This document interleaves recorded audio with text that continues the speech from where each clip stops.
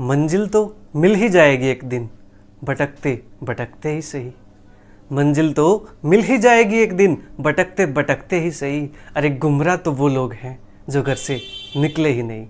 चेहरे पर एक प्यारी सी स्माइल के साथ चलिए शुरू करते हैं आज का topic, limit, continuity and differentiability. जी हाँ, लिमिट, कंटिन्यूटी एंड डिफरेंशिएबिलिटी के अंदर हम अपना टॉपिक लिमिट कवर कर चुके हैं। ये टॉपिक हम कवर कर चुके हैं, ठीक है जी। आज शुरुआत करेंगे इस नेक्स्ट टॉपिक की, दैट इज कंटिन्यूटी। कंटिन्यूटी क्या होती है उस चीज़ को समझे उससे पहले आपको लिमिट अच्छे से पता होनी चाहिए।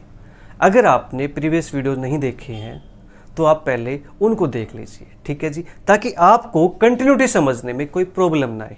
कंटिन्यूटी बिल्कुल आपके लिए ऐसा हो जाए जैसे बच्चों का खेल है जी, ठीक है जी। कैसे? जैसे बच्चों का खेल है। बिल्कुल प्यारा सा कॉन्सेप्ट है कंटिन्यूटी, बिल्कुल आसान है, घबराना नहीं है। जैसे लिमिट आसान है ऐसी कंटिन्यूटी भी आसान है जी, ठीक है जी। तो देखो, जब हमने लिमिट पढ़ी थी तो लिमिट पढ़ी थी उस टाइम पे हमने एक नेबरहुड ली थी, हाँ जी ली थी, एक ए पॉइंट भी लिया था, हाँ जी लिया था। इस ए पॉइंट के कोरस्पॉन्डिंग हमने यहाँ पे एक नेबरहुड बनाई थी, ठीक है जी, एक नेबरहुड बनाई थी। तो जब हम लिमिट निकाल रहे थे तो उस केस में जो फंक्शन था वो इस ए पॉइंट पर डिफाइंड नहीं था, ठीक है जी, ए पॉइंट पर डिफाइंड नहीं था। अगर डिफाइंड हो गया था तो उसके बाद जो फंक्शन की वैल्यू थी ए पॉइंट पे वो उसके इक्वल नहीं था, ठीक है जी। क्या था? जब लिमिट पढ़ी हमने तो फंक्शन इस ए पॉइंट पर डिफाइंड नहीं था। जैसे एग्जांपल की अगर बात करें, x square minus 4 upon x minus 2, x is equal to 2 पे, ठीक है जी। इस x इज इक्वल टू 2 पे ये फंक्शन डिफाइंड नहीं है। क्यों नहीं है? क्योंकि x के लिए 2 यहाँ पुट करेंगे तो हमारे पास नीचे 0 बन जाएगा। अगर नीचे 0 बन गया तो फंक्शन क्या बन जाता है जी? नॉट डिफाइंड बन जाता है, हाँ जी बन जाता है। तो ये तो हमारे पास एक केस। अगर बाई चांस ये डिफाइंड हो गया, मान लीजिए डिफाइंड है, तो उस केस में जो फंक्शन की वैल्यू आती है ए पॉइंट पे उसके इक्वल नहीं होता, ठीक है जी। लिमिट के अंदर ये चीज़ पड़ी थी। लेकिन कंटिन्यूटी के अंदर क्या होता है कि जो फंक्शन है वो इस ए पॉइंट पर डिफाइन होगा, ए पॉइंट पर डिफाइंड होगा, ठीक है जी। और जो उसकी वैल्यू आएगी ना, लिमिट निकाल लेंगे, लिमिट एक्स टेंड्स टू ए, वो फंक्शन की वैल्यू के इक्वल आएगी। कैसे जी? देखो, limit x tends to a f of x. देखो लिमिट के अंदर हमारे पास यहाँ पे क्या होता था? एल होता था, हाँ जी होता था। अब आपको क्या करना है, इस एल के प्लेस पे आपको ये लिखना है F of A, that is function की वैल्यू एट ए पॉइंट, ठीक है जी।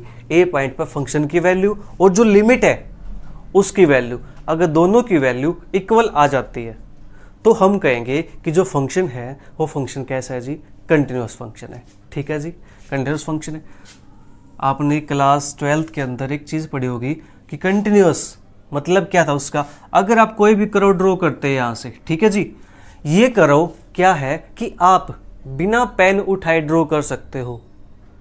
कोई भी करो अगर आप बिना पेन उठाए ड्रॉ कर सकते हो तो वो हमारे पास क्या होता है जी? कंटिन्यूअस करो होता है, ठीक है जी। तो यहाँ से हमने स्टार्ट किया और यहाँ तक हम पहुँच गए, हमने कहीं पर भी पेन नहीं उठाया, डायरेक्ट ड्रॉ कर दिया, तो ये हमारे पास क्या है जी? कंटिन्यूअस फंक्शन है, ठीक है। तो अगर मैं यहाँ से मान लीजिए ब्रेक कर दूँ, ये तो मैंने ब्रेक कर दिया, अभी ब्रेक कर दिया मैंने, यहाँ से इसको कट लगा दिया, तो ये फंक्शन यहाँ पे कंटिन्यूअस नहीं बनेगा जी, ठीक है, क्योंकि यहाँ पे कट आ गया जी, ब्रेक आ गया। कंटिन्यूअस का मतलब ही क्या होता है जी? लगातार होता है, हाँ जी होता है। तो यहाँ पे तो ब्रेक आ गया जी, तो ये हमारे पास कंटिन्यूअस नहीं बनेगा। तो देखो हमारे पास फंक्शन होते हैं साइन एक्स, कोस एक्स, उनका जो ग्राफ बनता है वो ग्राफ कैसे होता है जी? वो ग्राफ कैसे होता है जी? कंटिन्यूअस ग्राफ होता है।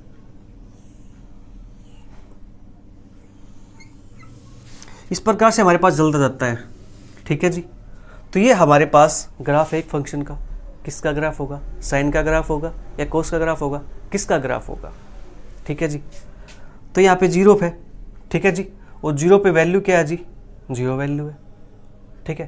तो ये हमारे पास साइन का ग्राफ हो जाएगा, ठीक है। तो ये ग्राफ भी कैसा प्यारा बच्चों?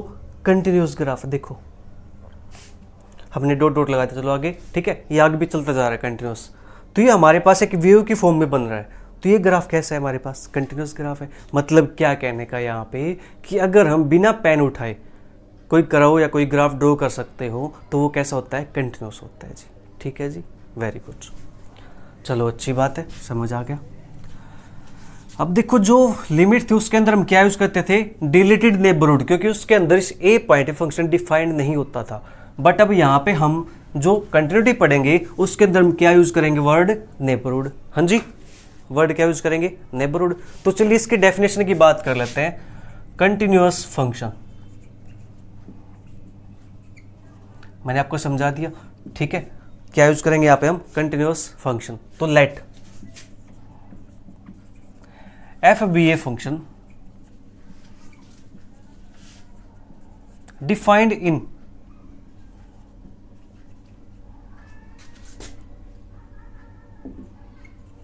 नेबरहुड ऑफ ए, ठीक है जी। जो एफ फंक्शन है वो क्या कर लिया, हमने डिफाइन कर लिया कहाँ पे, नेबरहुड ऑफ ए के अंदर, ठीक है जी। Let f be a function defined in neighbourhood of a. Function f is said to be continuous if for given epsilon greater than 0, given epsilon greater than 0 there exists a delta greater than 0, ठीक है। और जो given जो epsilon है हमारे पास, ये epsilon प्यारे बच्चों क्या हो सकता है, छोटा भी हो सकता है, कितना भी छोटा हो सकता है। तो पहले उसको ले लेते हैं, ठीक है। How ever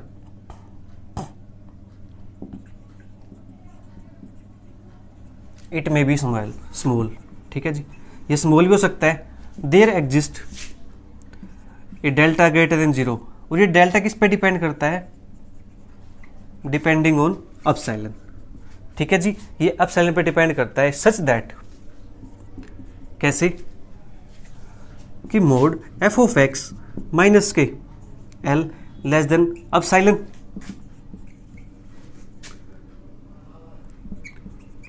when ever mod x minus के ए लेस देन डेल्टा। ये डेफिनेशन जो लिखी मैंने ये किसके है, लिमिट के लिए। हम बात किसके करें, कंटिन्यूटी की, कंटिन्यूस फंक्शन की। तो यहाँ पे इस एल के प्लेस पे आपको क्या कर देना जी, एफ ऑफ ए कर देना है, ठीक है। देखो मैं आपको कंपेयर करके साथ साथ सिखा रहा हूँ कि जो हमने लिमिट पढ़ी थी उसके अंदर हमने क्या यूज़ किया था, ठीक है। उसके अंदर हमने यहाँ पे एल यूज़ किया था, ठीक है, क्योंकि वहाँ पे जो फंक्शन है वो ए पे डिफाइंड नहीं था। अब यहाँ पे फंक्शन ए पे डिफाइंड भी होगा और इक्वल भी होगा, तो हमने क्या किया, इस एल के प्लेस पे एफ ऑफ ए कर दिया। अब आपको लिमिट और कंटिन्यूटी के अंदर कंपेरिजन समझ में आ गया।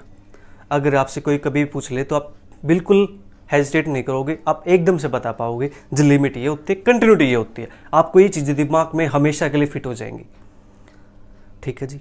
आपने लिमिट का टॉपिक अच्छे से पढ़ा है, कंटिन्यूटी का कॉन्सेप्ट अच्छे से आप समझ रहे हो। लिमिट और कंटिन्यूटी को एक साथ कंपेरिजन करके चलेंगे तो आपको चीज़ें अच्छे से समझ आएगी कि लिमिट हम कहाँ यूज़ करते हैं और कंटिन्यूटी हम कहाँ यूज़ करते हैं, ठीक है जी। समझ आया? तो ये हमारे पास है, ठीक है जी।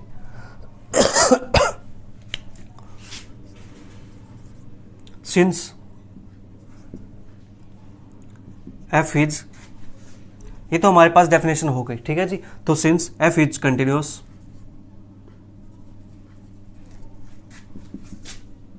if and only if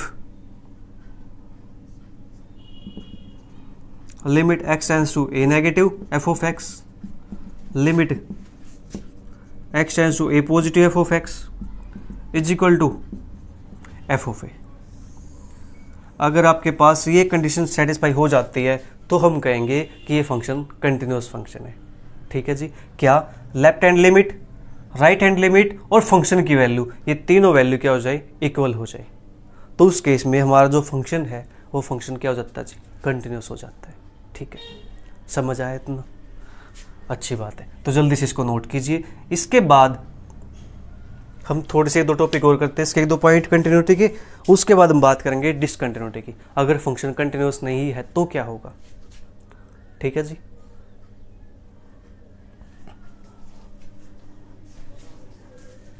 आपने नोट कर लिया होगा ये?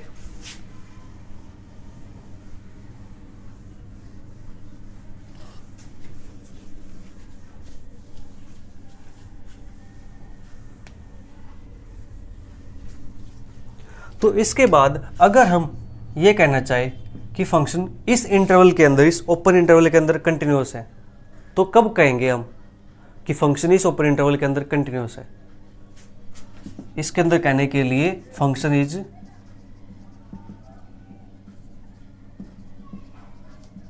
Continuous everywhere, eight every point, ठीक है जी, ऑफ दिस इंटरवल। इस इंटरवल के हर पॉइंट पे अगर फंक्शन कंटिन्यूस है, ठीक है जी, तो हम कह सकते हैं कि ये फंक्शन यहाँ पे कंटिन्यूस हो जाएगा। अगर हमें ये कहना हो कि फंक्शन इस इंटरवल के अंदर कंटिन्यूस है, तो इसके लिए कंटिन्यूस होने के लिए कंडीशन क्या होनी चाहिए हमारे पास? इसके अंदर कंटिन्यूस होने के लिए function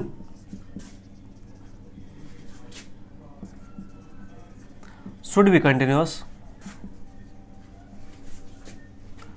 at in open interval a b, open interval a b के अंदर कंटिन्यूस होना चाहिए, and right continuous at a and left continuous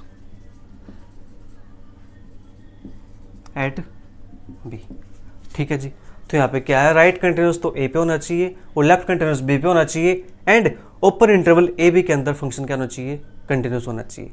तो उस केस में हम क्या कहेंगे, जो फंक्शन हमारे पास वो क्या है, इस क्लोज इंटरवल के अंदर कंटिन्यूस है, ठीक है जी। या आप ये कह सकते हो function is continuous at every point of, ठीक है, ये भी कह सकते हो आप इसके जगह पे, function is continuous at every point of open interval a b and right continuous at a and left continuous at b. अगर हम ये कहना चाहिए कि function is semi close interval के अंदर क्या है, कंटिन्यूस है, तो इसके अंदर भी हमारे पास सेम चीज होनी चाहिए, ठीक है जी। Function is continuous at every point of a b, ठीक है, मैं लिख देता हूं यहां पे continuous at a b plus, अब इसकी बात करेंगे राइट कंटिन्यूस एट ए, ठीक है जी। अगर मैं ये कहना चाहूं कि फंक्शन इस सेमी इंटरवल पे, सेमी क्लोज इंटरवल पे क्या है, कंटिन्यूस है, तो कब कहेंगे? सबसे पहले क्या होना चाहिए, ये कंटिन्यूस होना चाहिए जी। कहाँ पे? ओपन इंटरवल पे कंटिन्यूस होना चाहिए, प्लस अब क्लोज इंटरवल जहां पे है वहां से तो क्या आएगा, लेफ्ट कंटिन्यूस एट बी, और बी पे क्या होना चाहिए जी, लेफ्ट कंटिन्यूस होना चाहिए। तो फंक्शन को हम क्या कहेंगे कि फंक्शन इस इंटरवल के अंदर कंटिन्यूस है, ठीक है जी। समझ आया ये पॉइंट, जल्दी से नोट कीजिए। इसके बाद बात करेंगे फंक्शन इज नॉट कंटिन्यूस या function is discontinuous.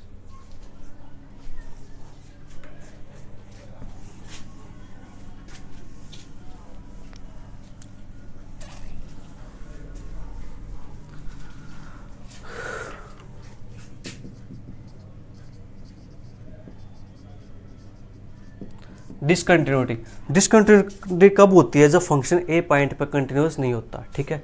A function is not continuous, function is not continuous at point a, then it is discontinuous at a. तो उस केस में जो फंक्शन होगा ए पॉइंट पे क्या हो जाएगा, कंटिन्यूस हो जाएगा। अगर ए पॉइंट पे कंटिन्यूस नहीं है तो उस ए पॉइंट पे फंक्शन क्या है जी, डिसकंटिन्यूस है, ठीक है।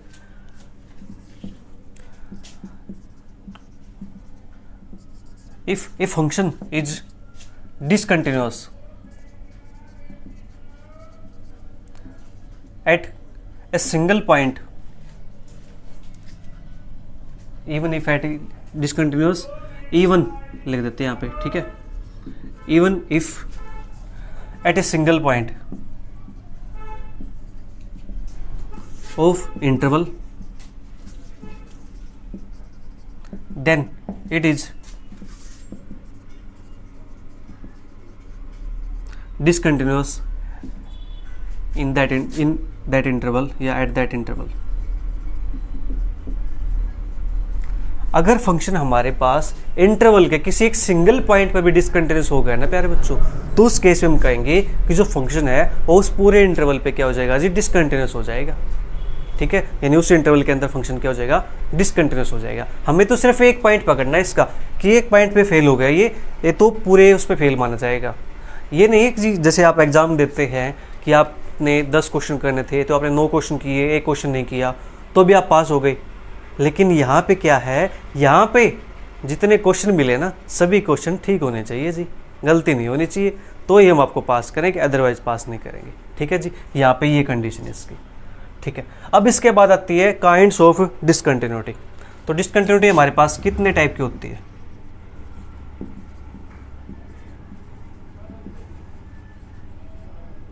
Kinds of discontinuity. तो फर्स्ट हमारे पास है प्यारे बच्चों रिमूवेबल।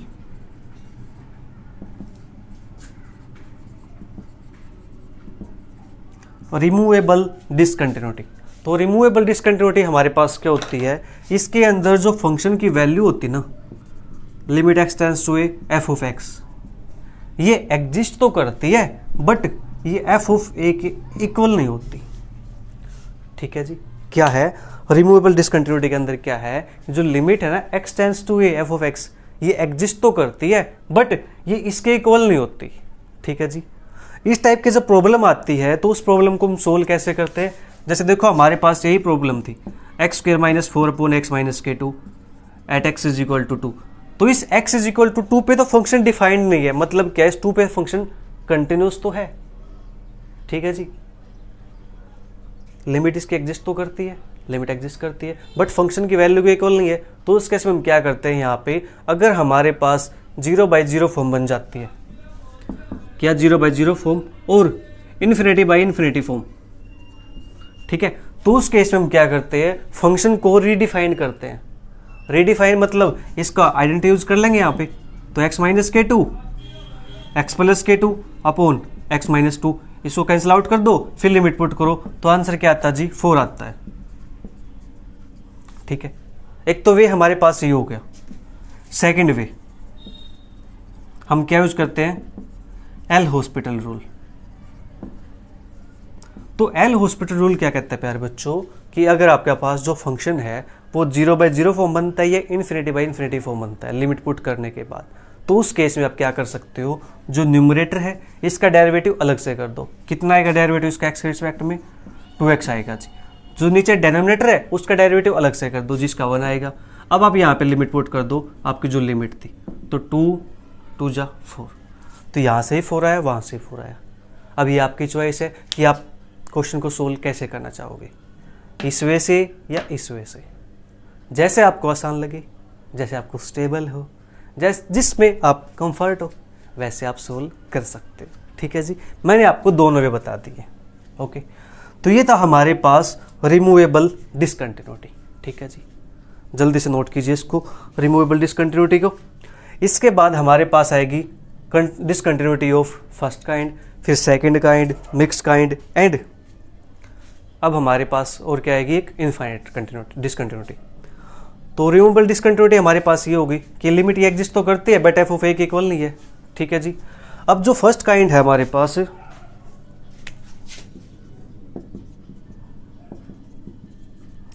फर्स्ट काइंड डिसकंटिन्यूटी, इसके अंदर प्यारे बच्चों क्या होता है, जो लिमिट है ना, लेफ्ट हैंड लिमिट और राइट हैंड लिमिट,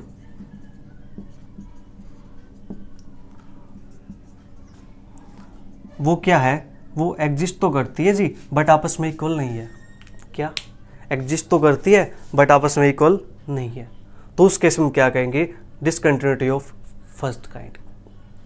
ठीक है जी, क्या जी लिमिट एग्जिस्ट करती है बट इक्वल नहीं है। ठीक है सॉरी, मुझे थोड़ी सी ठंड लगी हुई है, कल आपको पता ही है मौसम कैसा चल रहा है। ठीक है, तो देखो अब थोड़ा सा एडजस्ट कर लेना। फर्स्ट काइंड डिसकंटिन्यूटी, इसके अंदर क्या था हमारे पास, जो लिमिट है लेफ्ट लिमिट और राइट लिमिट दोनों एग्जिस्ट करती हैं बट इक्वल नहीं है। ठीक है जी, हो गया ये। अब बात आती है सेकंड काइंड की। तो सेकंड काइंड के अंदर हमारे पास क्या है जी,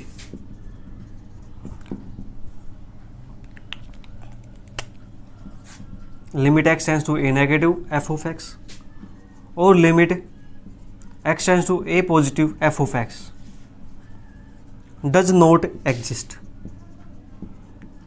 ये एग्जिस्ट ना करे, या तो लेफ्ट लिमिट एग्जिस्ट ना करे, ठीक है जी, या फिर आपकी राइट लिमिट एग्जिस्ट ना करे, तो उस केस में जो फंक्शन की जो डिसकंटिन्यूटी होगी वो हमारे पास डिसकंटिन्यूटी ऑफ सेकंड काइंड होगी, ठीक है जी, हो गया ये।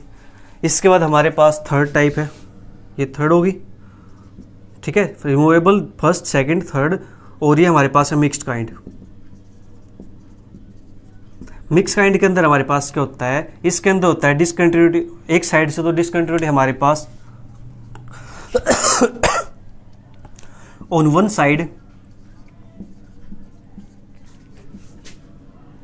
Continuity of second kind and on one side of a, एक साइड में तो हमारे पास जो डिसकंटिन्यूटी है वो सेकंड काइंड की बने, मतलब क्या है, लिमिट एग्जिस्ट ही ना करे, ठीक है जी, and on the other side it may be continuous और डिसकंटिन्यूटी ऑफ फर्स्ट काइंड। तो दूसरी साइड क्या हो, या तो फंक्शन कंटिन्यूस हो जाए या फिर वहां पे डिसकंटिन्यूटी बन जाए फर्स्ट काइंड की, ठीक है जी। तो ये हमारे पास है मिक्स्ड काइंड।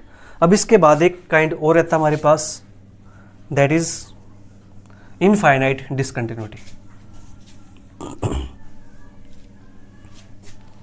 कौन सा जी, infinite discontinuity.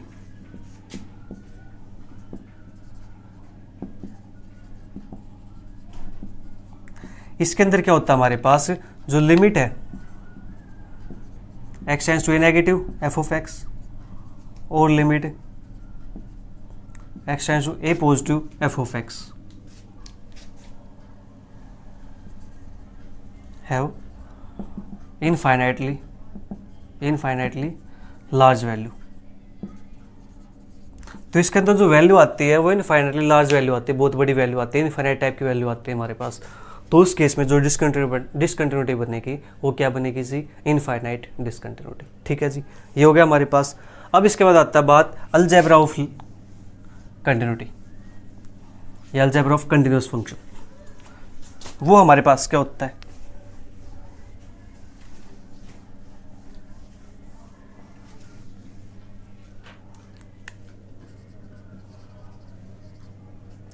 Algebra of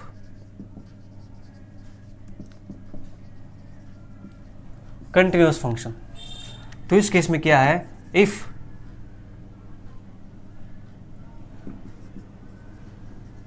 function f and g is continuous at a, then अगर फंक्शन आपका f और g कंटिन्यूअस है a पॉइंट पे, देन जो फंक्शन आपका बनेगा f by g, f g, f plus g, f minus g. वैसे मैं इसके रिजल्ट आपके 9-10 रिजल्ट बना सकता हूँ, ठीक है, बट मैं आपको आसान करने के लिए एक ही रिजल्ट में लिख रहा हूँ, एक ही लाइन में, ठीक है जी, ताकि आपको समझ आ जाए चीज़ें। मैं अदरवाइज इसके रिजल्ट हर बना सकता हूँ कि f by f g continuous at a, f plus g continuous at a, इस प्रकार से आप याद करते जाओ, रट्टे मारते जाओ, उसके क्रैम करते जाओ। नहीं यार, नहीं, मज़ा नहीं आने वाला। तो क्या है, f by g, f plus g, f minus g, 1 by f mod f is continuous, या एक और लिख देते हैं यहाँ पे सी एफ, ठीक है जी, आर कंटिन्यूस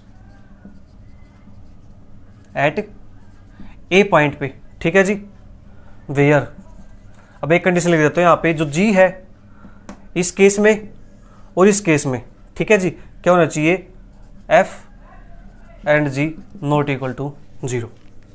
तो आप इनको एक अलग से रिजल्ट में फिक्स कर सकते हो, एक रिजल्ट में इनका डाल देना, ये जो है, ठीक है जी, ये हमारे पास क्या सी है, सी लिख लो आप यहाँ पे, कुछ भी के लिख दो, ये क्या है, एनी रियल नंबर।